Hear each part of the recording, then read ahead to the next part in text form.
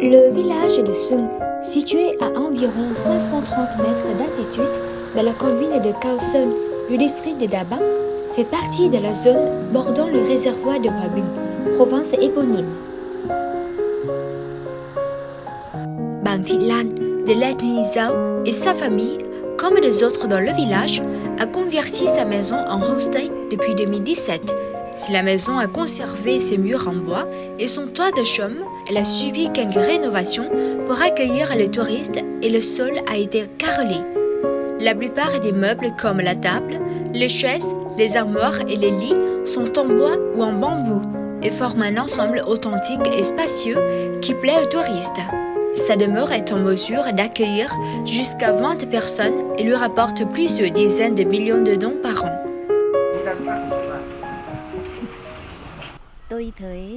Dans le passé, nos modestes revenus venaient des activités agricoles. Cela a changé depuis que nous avons commencé les séjours chez l'habitant.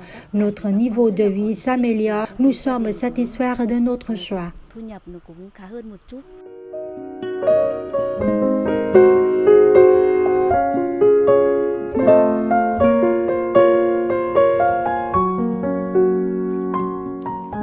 Ces dernières années, une série de localités montagneuses du nord, comme Hòa Bình, Lào Cai, Hà Giang, Sơn La, Tuyên Quang, sont devenues des destinations de choix pour les touristes vietnamiens et étrangers.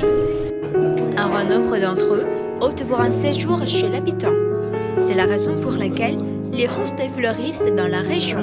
Dans plusieurs de ces localités, les minorités ethniques sont devenues des acteurs importants du développement local, en attirant ainsi les touristes via le modèle de séjour chez l'habitant.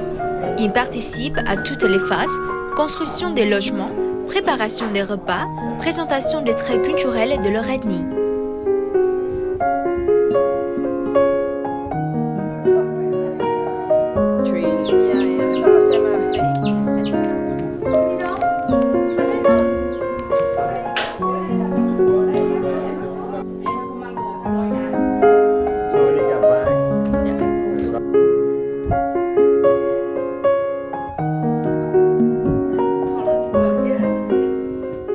Ce qui est très important pour nous, c'est que nous avons l'occasion de rencontrer des gens venant de tous les coins du Vietnam et de l'étranger, de présenter les sites touristiques et de valoriser la culture Nung à travers les plats traditionnels par exemple.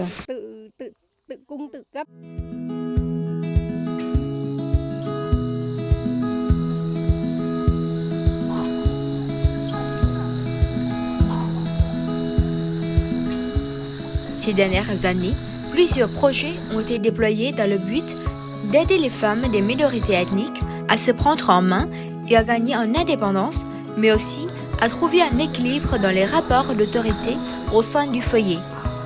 Parmi ces projets, celui intitulé « Renforcement des moyens d'existence et de la position des femmes des ethnies minoritaires via le tourisme communautaire dans 5 communes dans le district de Bắc Hà de la province de Lào Cai, à savoir Bản Liền, Bản Phố, Tà Văn Chư, Thải Giang Phố et Tà Chải, en est un exemple notable.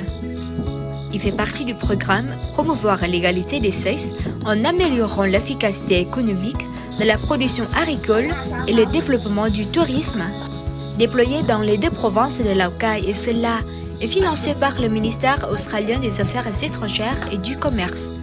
Celui-ci a été réalisé par le Centre de développement de l'économie rurale, CRET, durant la période 2019-2021. Il offre l'opportunité de développer le secteur touristique du district tout en contribuant à améliorer les conditions de vie des habitants, à protéger l'environnement ainsi qu'à préserver l'identité culturelle de la communauté. Grâce à ce projet, les femmes des ethnies minoritaires, essentiellement Thaï et Hmong, ont un rôle plus dynamique dans la collectivité et participent davantage aux activités sociales de leur village.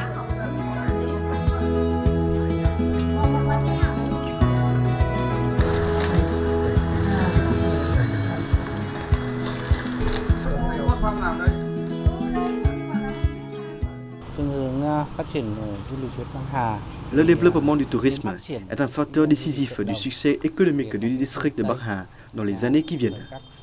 Nous pensons qu'il faut mettre l'accent sur le tourisme durable qui protège l'environnement naturel, préserve les identités culturelles des ethnies minoritaires et dont les retombées économiques profitent directement aux habitants des localités. Dans l'immédiat, nous encourageons le développement du tourisme communautaire dans les communes qui disposent de savoir-faire culturel traditionnel.